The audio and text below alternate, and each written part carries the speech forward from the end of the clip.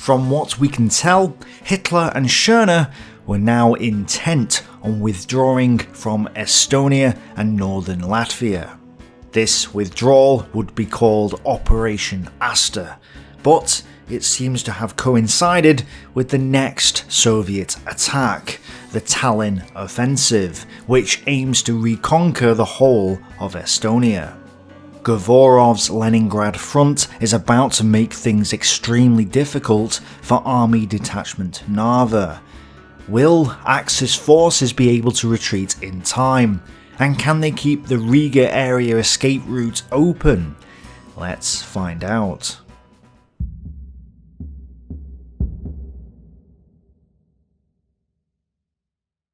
The weather was bad, and the rain had turned the roads to mud, so there was no Luftwaffe support. But the weather wouldn't stop the Red Army. On the 17th of September 1944, the Leningrad front joined in the assault by attacking both to the north and south of Lake Peipus. The aim of the Leningrad front was once again to crush Army Detachment Narva and capture Tallinn, Estonia's capital. After a heavy bombardment, 2nd Shock Army established bridgeheads across the Amarogi River north of Tartu. German 2nd Army Corps' defences were smashed in a short space of time. Hasse's men were in no position to plug the gap, as Soviet tanks penetrated the area between 87th Infantry and 207th Security Divisions. Kampfgruppe Wagner held on desperately at first, but it was clear that a breakthrough had occurred. Further south, 3rd Baltic Front struck the left flank of the German 18th Army.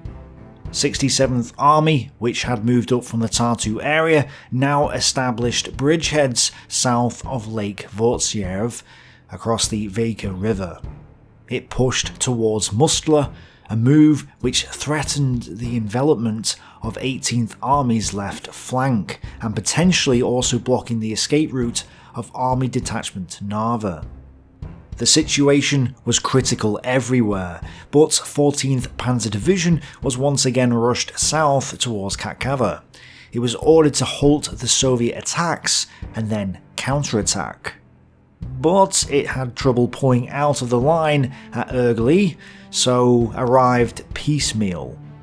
This attack was stalled, however, and with a southern breakthrough in the making, on the 18th of September, Schörner decided to withdraw Army Detachment Narva towards Riga. Steiner's 3rd SS Panzer Corps now had to make a 120-mile journey from the Narva River to Pärnu via Tallinn in order to avoid an encirclement. The withdrawal began at dawn on the 18th, although it's worth noting that 11th SS Nordland Division was directed south towards 16th Army's area since they desperately needed reinforcements. The German Navy began embarking German formations at Tallinn, and the Baltic oil works were ordered to be evacuated.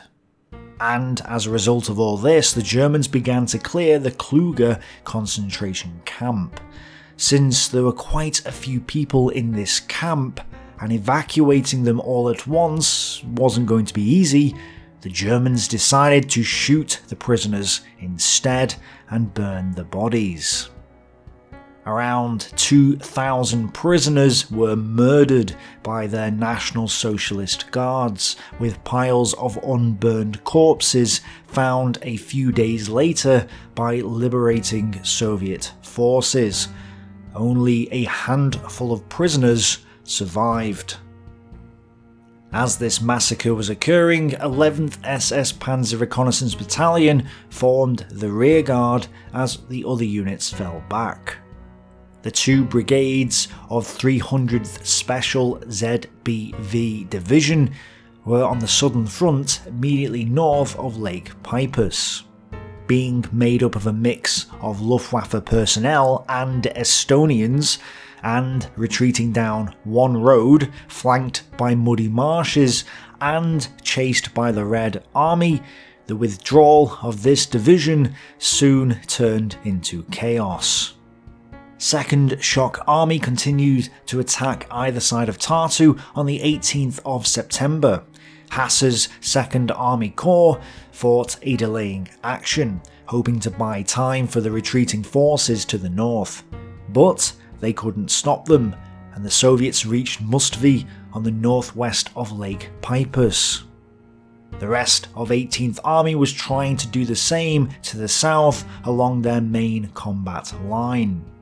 And while 28th Army Corps resisted 3rd Baltic Front's attacks near Valga, with 30th and 61st Infantry Divisions, they were forced to fall back slowly. But that was the good news. Wagner's 50th Army Corps could not stop 10th Soviet Tank Corps, which tore through 21st and 31st Infantry Divisions and moved towards Valmiera. To make matters worse, communications between the divisions and the corps were cut, and the defence lost any sense of organisation. There was little left to do. 31st Infantry Division defended Valga for a few hours before withdrawing. The 21st Infantry Division was practically destroyed, the remnants also falling back, and the 218th Infantry Division was also reduced to regiment strength and reported that it only had one machine gun left. Further south, 10th Army Corps and 6th SS Corps also lost their cohesiveness against Soviet attacks.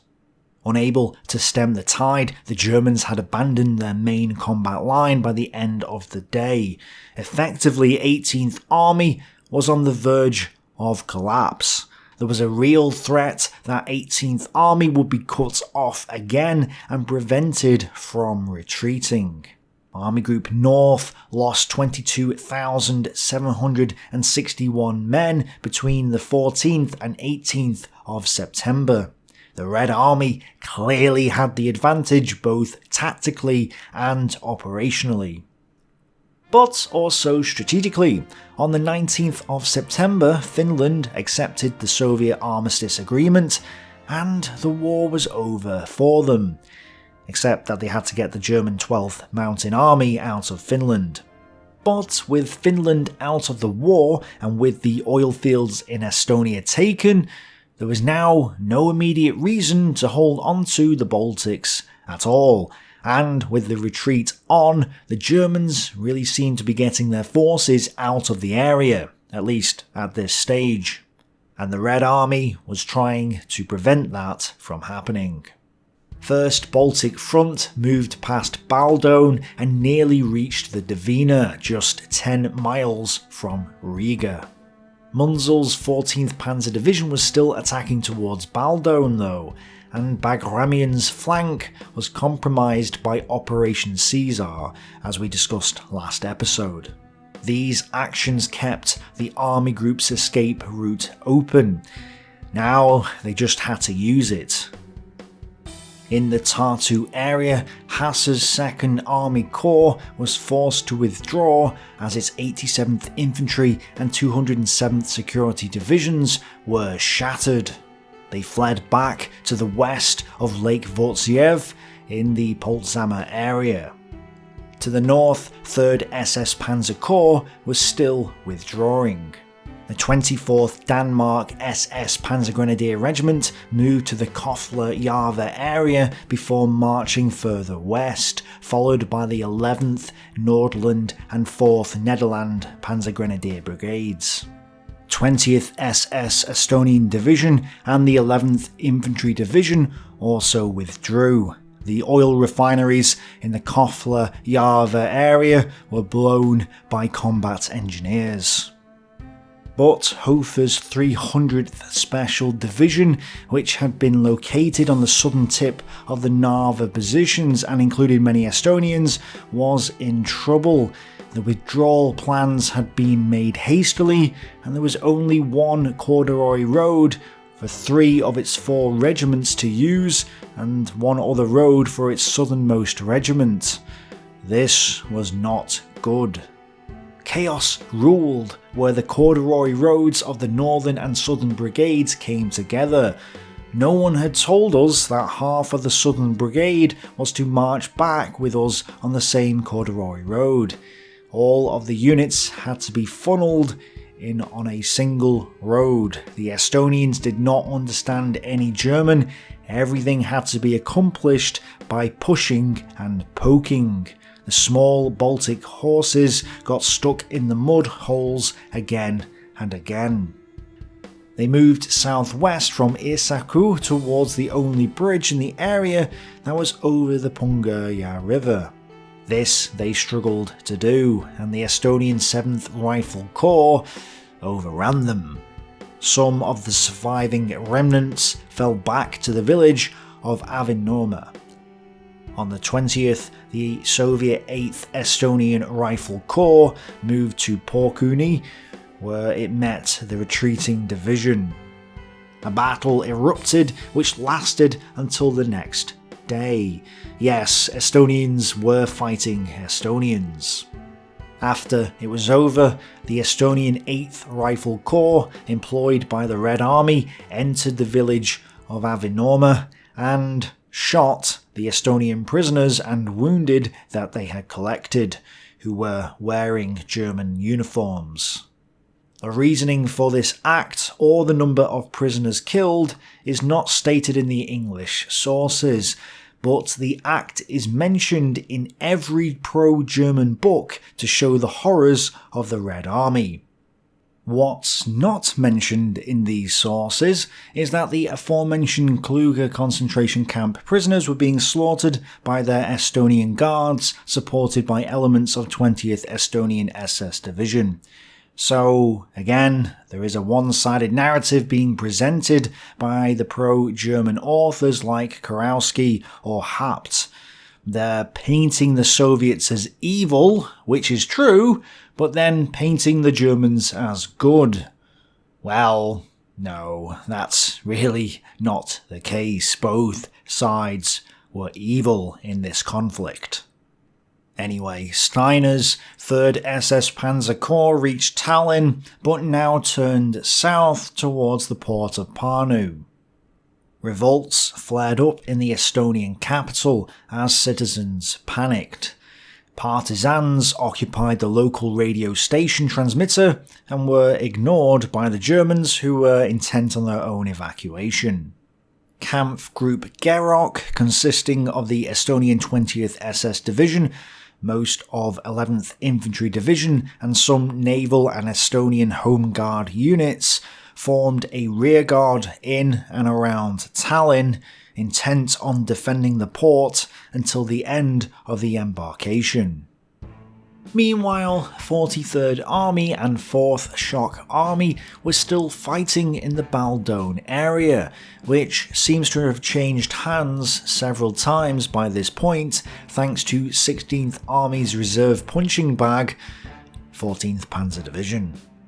In the numerous engagements in the Baldone and Ketkava areas during this period, 14th Panzer Division's 36th Panzer Regiment was reduced to half strength. And at one point, von Mellenthin's 205th Infantry Division got encircled at Ketkava. In a desperate move, they fought their way through to the Daugava and made contact with the 215th Infantry Division.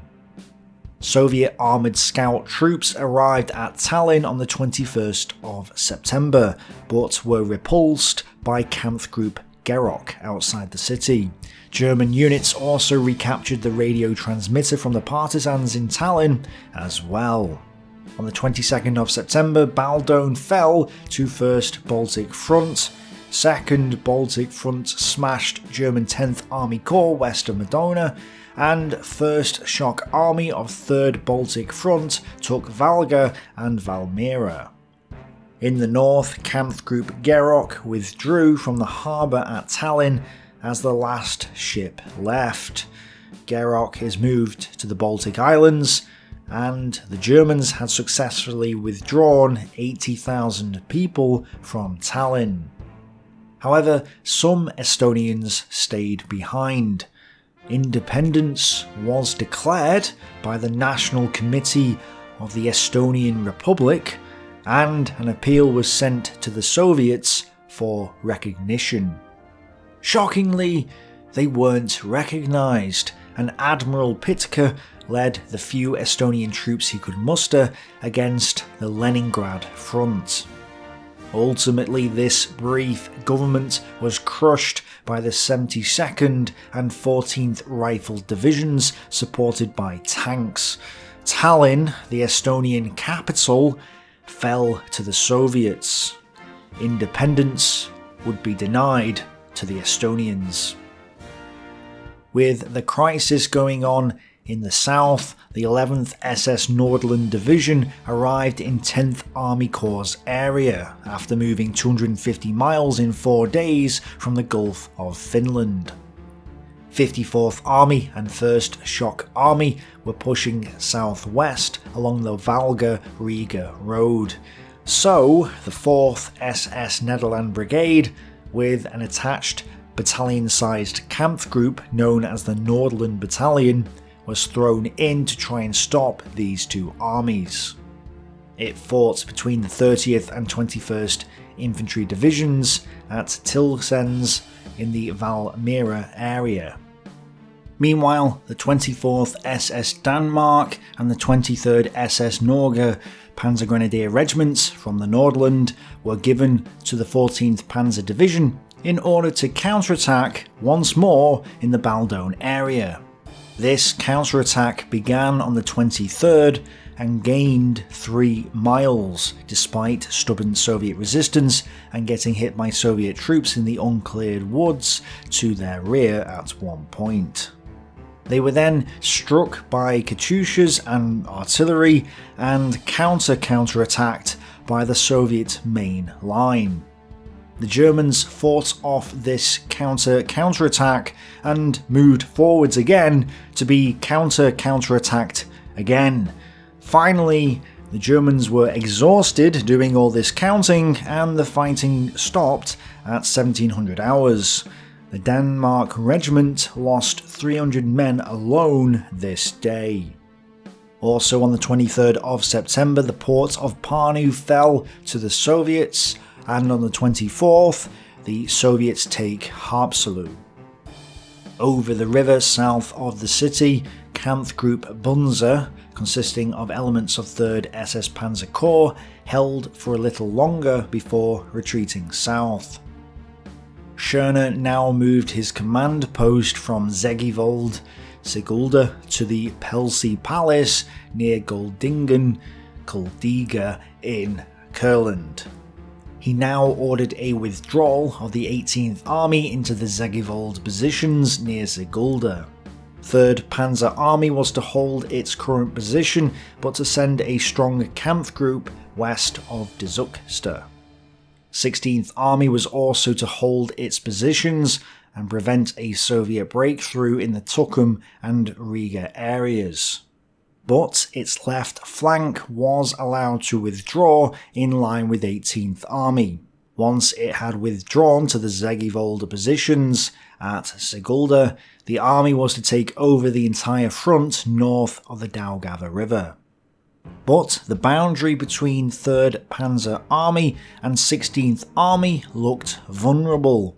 So Schörner decided that Army Detachment Narva, now free from Estonia, should take over the units in the split between the two armies. As a result, Army Detachment Narva was now redesignated Army Detachment Grasser. And at this point, the OKH subordinated 3rd Panzer Army to Army Group North, and in turn, Schörner decided to strip Raus of all his panzer divisions, leaving his Panzer Army without any panzers at all. Raus complains about this in his memoirs, since he was left with just the 548th, 549th and 551st Volksgrenadier divisions, a training division, and several Estonian Schutzmannschaft battalions. Yet was expected to hold a 160 km front. But while this was bad for him, it was perhaps necessary given the overall situation. 39th Panzer Corps was moved to the right sector of the Grasser front. At this point, 39th Panzer Corps had roughly 200 tanks and 200 assault guns, which was an incredible force for this time. But its defence was lacking, since panzer forces are usually offensive in nature, and this was now assigned a front to defend. It was reorganising its units from their offensive stance to a defensive stance, and therefore the defences weren't prepared. On the 24th, the Germans began falling back towards the Sigulda positions, chased by Soviet formations. 4th SS Nederlander Brigade had to blow up most of its vehicles due to a lack of fuel. As this was going on, 1st Baltic Front's 43rd Army fought bitterly in the Kekkava area and Baldone areas against 11th Infantry and 14th Panzer Divisions, the latter fighting with the attached elements of the Nordland Division. 3rd Mechanised Corps was sent in to try and stabilise the situation, but with both sides attacking and counter-attacking one another, the battle descended into chaos and confusion. As Bagramian describes simply, it was almost impossible to determine who was attacking and who was defending. Also on this day, the Stavka ordered the Leningrad front to plan a new offensive designed to liberate the remaining parts of Estonia and the islands of Hiiumaa and Saaremaa. This would be the Moonsung landing operation, for which Govorov was given 6 days to prepare his attack. This is perhaps partly why Bagramian's attacks died down on the 25th of September. The German 16th Army reported that the advanced spearheads of 1st Baltic Front had been sacrificed since they had advanced too far and had been cut off and destroyed by the Germans. The other Soviet armies also began to call an end to their operations. 67th Army on 1st Shock Army's left took Masalata on the 25th of September and pushed onto the coast. Vormsi Island was evacuated on the 25th of September without a fight. As this was going on, Schörner ordered an evacuation of the Latvian capital on the 26th of September. The civilians were told to evacuate by the SS and police, which caused unrest.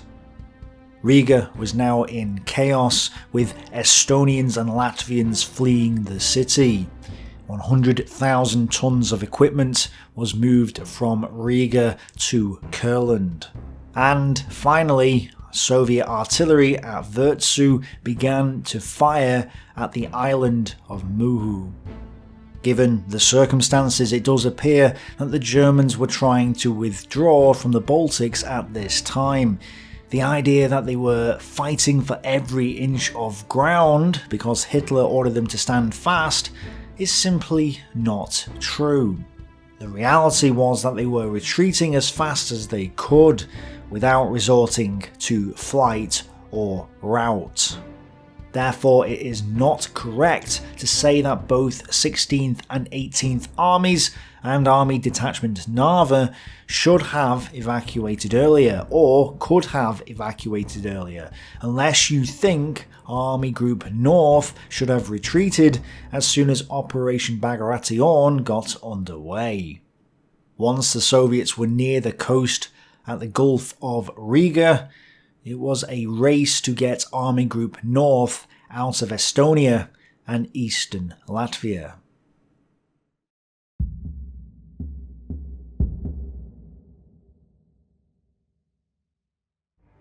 The fighting died down south of Riga on the 27th of September, and according to German reconnaissance, the Soviets seemed to be regrouping. The Germans detected the 4th Shock Army, 43rd and 51st Armies, and the 5th Guard's tank army in the Shaoli area, and it appeared that forces were moving away from the Riga area, perhaps to the south. In reality, Bagramian was preparing for another major assault to take Riga, and cut off Army Group North from the Reich by taking Memel. Since the 24th of September, Bagramian had been secretly moving 5 armies into new attack positions in the Shaoli area.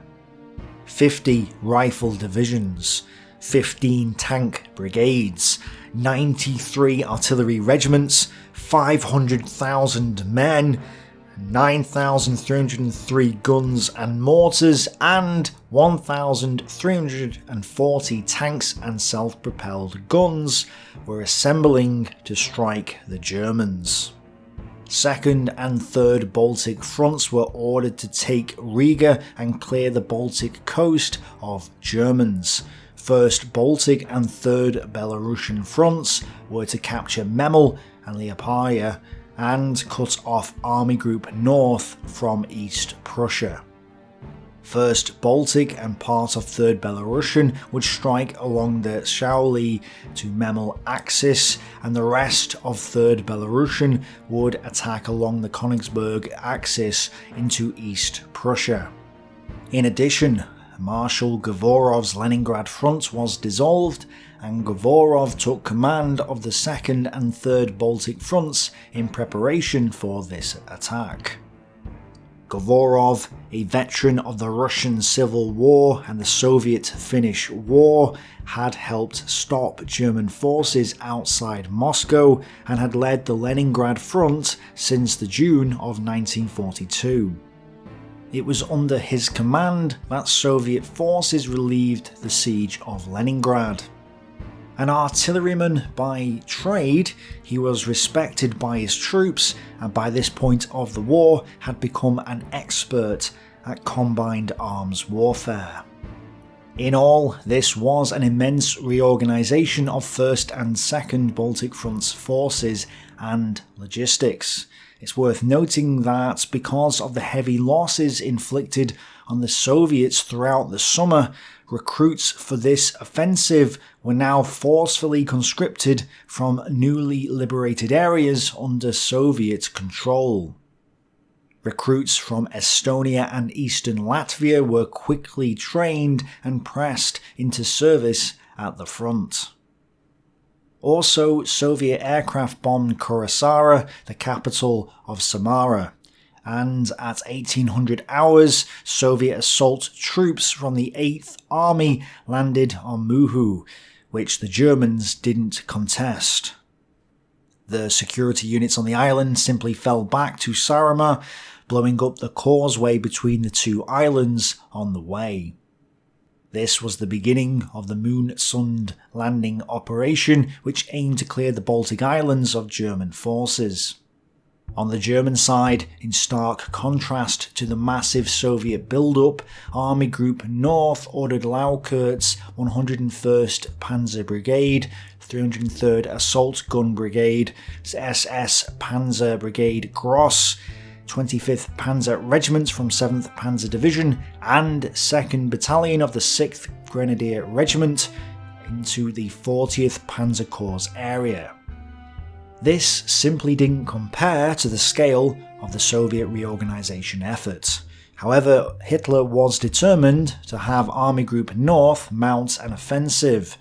He ordered Schörner to prepare an attack from the south of Shaoli by 3rd Panzer Army and an attack to the west of Riga by 16th Army. But during the night of the 29th of September, the Germans could hear motor vehicles from the Soviet side, more so than normal. Raus and 3rd Panzer Army looked at the entire situation, weighed up the options, and believed that the next Soviet attack would not come from the Tukums area, but from the Shaoli area. Schörner, on the other hand, still thought the Soviets would strike towards the coast from Tukums, and didn't alter course. But Schörner did order the 18th Army to prepare for another withdrawal. It was to fall back from the Zeggevold positions, Sigulda, into the Riga East positions, which was a half circle further towards Riga. On the 30th, Schörner also informed Hitler that the attack Hitler had wanted 2 days before would not be ready until the 3rd of November at the earliest. He was waiting for 30,000 replacements, which had not been sent yet, and needed to regroup. Schörner also informed him that he would evacuate Riga as a precaution. On the 1st of October 1944, Schörner also directed all rear area units into Courland, and withdrew the Estonian formations to the Reich, weakening his front. This suggests that instead of aiming to attack as Hitler had wanted, he was actually planning to withdraw, at least to the Courland area, if not back into East Prussia. But most of Lang's 218th Infantry Division was ordered to embark for Saaremaa, along with the 531st and 532nd Naval Artillery Battalions as well. So, if they were intent on withdrawing to East Prussia, it seems a little bit odd why they would reinforce the Baltic Islands. This is perhaps evidence that they wanted to conduct another phased withdrawal rather than a hasty retreat, and that it didn't go quite to plan. The Soviets deployed a machine gun battalion to the northwest of Dobele. This was a defensive unit, so was further evidence that the Soviets were on the defensive in this area. It also appeared as though Soviet troops had pulled out of the area in front of 39th Panzer Corps, but the motor vehicle noises were assumed to be the movement of Soviet units moving past the front, not preparing for an attack. 3rd Panzer Army staff, including Raus, remained convinced that the Red Army was going to launch an attack towards Tilsit, Memel and Liepaja, and they had little to stop them. On the 2nd of October, the Soviets landed on Hiiumaa. Heavy IL-2 attacks assisted in the assault, which degenerated into close hand-to-hand fighting in the south of the island. 23rd Fusilier Regiment defended as best as they could, but were forced to evacuate on the 3rd. It's also worth noting that on the 3rd of October, Luftflotte 1 had 267 aircraft, 80 fighter bombers, 73 night combat aircraft, 51 reconnaissance aircraft, and 63 fighters. Yes, there were no German bombers in support of Army Group North, meaning the troops had little air support, if any by this point. Within Luftflotte 1 was the 54th Fighter Squadron, which was known as the Green Hearts. This, according to Haupt, was the second most successful of all German fighter squadrons, and had shot down 8,502 aircraft by the middle of October in the east. I wouldn't necessarily take those numbers at face value though, since what the Germans claim to have done and what they actually did are two completely separate things. Most of the sources I'm using were written from the German perspective, just because of the language barrier, so I cannot verify all of the German claims. It's not clear how convinced Schörner was of Raus and 3rd Panzer Army's concerns, but on the 4th, he finally decided to adjust Army Detachment Gras's front. It was expected that 39th Panzer Corps would be attacked, if just frontally, in order to pin it down while another attack was mounted elsewhere. So, 5th Panzer Division was pulled out of the line and sent to be 3rd Panzer Army's reserve. The Großdeutschland Division was also withdrawn in order to be a reserve northwest of Dobele. But then 5th Panzer Division was ordered to be transferred to Army Group Centre in East Prussia, removing 3rd Panzer Army's reserve. So 58th Infantry Division was taken from 16th Army and placed in reserve instead, which isn't quite as good as a Panzer division. So the Germans had practically nothing in the area to counter the incoming Soviet attack. The general enemy situation of the front was not clear, but there were none of the typical signs that an attack was forthcoming. The enemy did not undertake reconnaissance in force, and no artillery preparation was identified. There were no signs of assemblies or concentrations of forces. Radio reconnaissance offered no clues. Loud motor noise indicated heavy concentrations of tanks, but no more than was usual in front of the 39th Panzer Corps. Enemy air reconnaissance was normal. The preparations then for Operation Donner, or Thunder, which was the withdrawal operation to get Axis forces back through Riga to the Tukums area, were completed on the 4th of October. This was not a moment too soon. The Soviets attacked on the 5th of October, as we'll find out next time. We'll also be seeing the Soviets land on the main Baltic island, Saaremaa, and some serious fighting erupts on there. But there's one idea that we need to consider, and that is whether the Soviets were deliberately attempting to cut off Army Group North in the Baltic in order to prevent it from getting back to the Reich, and whether they ever intended or needed to destroy Army Group North in order to win the war. Was all of this just going to end up being a sideshow to the main event? It's a pretty significant question which will affect the way we perceive this entire campaign. Your thoughts are welcome. Thanks for watching. Bye for now.